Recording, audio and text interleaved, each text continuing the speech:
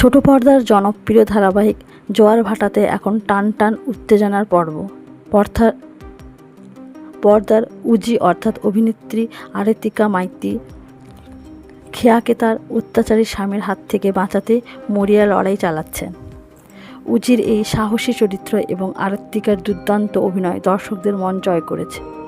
তবে পর্দার লড়াইয়ের পাশাপাশি বাস্তব জীবনেও কঠিন সংগ্রামের মধ্যে দিয়ে যেতে হয়েছে অভিনেত্রীকে।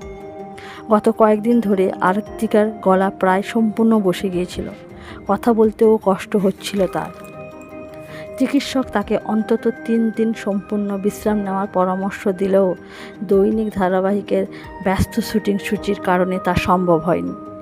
অভিনেত্রীর কথায় ডাক্তার গলা বিশ্রামে রাখতে বললেও শুটিং থামানো যায় না, ফলে ভাঙা গলা নিয়েই তাকে সংলাপ বলতে হয়েছে।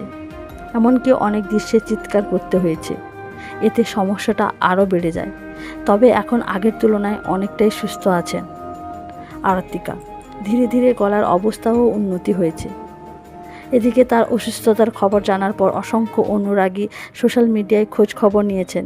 সেই ভালোবাসায় আপ্লুত আরতিকা একটি পোস্ট সকলকে ধন্যবাদ জানিয়েছেন। তিনি লিখেছেন, তার গলার আওয়াজ সাময়িকভাবে হারিয়ে গেলেও দর্শকদের ভালোবাসা ও শুভেচ্ছা তাকে শক্তি জানিয়েছে।